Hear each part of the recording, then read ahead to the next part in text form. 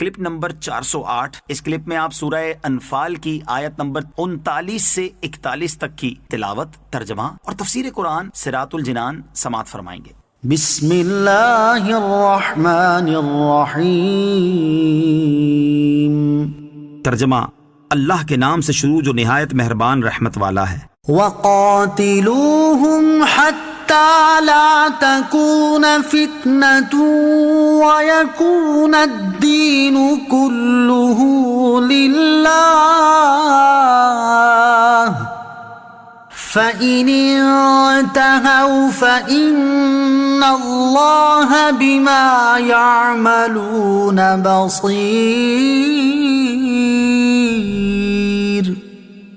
وَإِن تَوَلَّوْا فَاعْلَمُوا أَنَّ اللَّهَ مَوْلَاكُمْ نِعْمَ الْمَوْلَى وَنِعْمَ النَّصِيرُ۔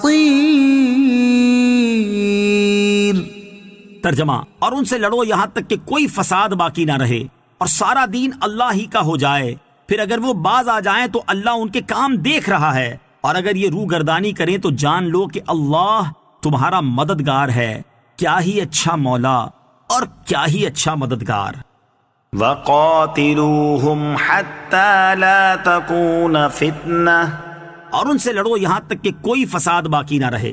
اس آیت اور اس کے بعد والی آیت کا خلاصہ یہ ہے کہ اے ایمان والو، ان کافروں سے لڑو یہاں تک کہ شرک کا غلبہ نہ رہے اور اللہ تعالیٰ کا دین اسلام غالب ہو جائے، پھر اگر وہ اپنے کفر سے باز آ جائیں تو اللہ تعالیٰ ان کے کام دیکھ رہا ہے، وہ انہیں اس کی اور ان کے اسلام لانے کی جزا دے گا، اور اگر یہ لوگ ایمان لانے سے روح گردانی کرے تو جان لو کہ اللہ تعالیٰ تمہارا مددگار ہے، تم اسی کی مدد پر بھروسہ رکھو اور ان کی دشمنی کی پرواہ نہ کرو، اور اللہ تعالیٰ کیا ہی اچھا مولا اور کیا ہی اچھا مددگار ہے۔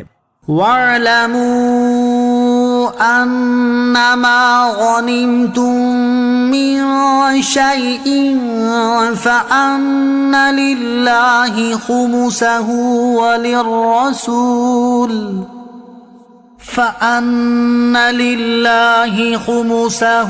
وَلِلرَّسُولِ وَلِذِي الْقُرْبَى وَالْيَتَامَى وَالْمَسَاكِينِ وَابْنِ السَّبِيلِ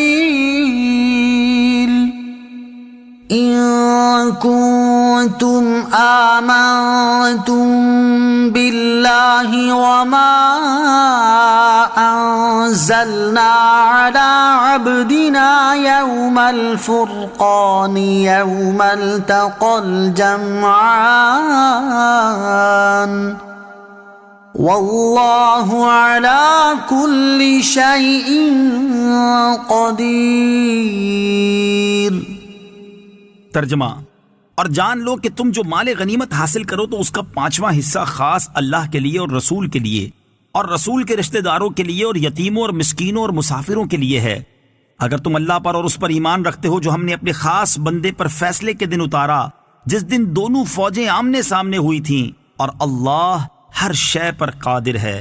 وَاعْلَمُوا أَنَّمَا غَنِمْتُم مِّن شَيْءٍ، اور جان لو کہ تم جو مال غنیمت حاصل کرو۔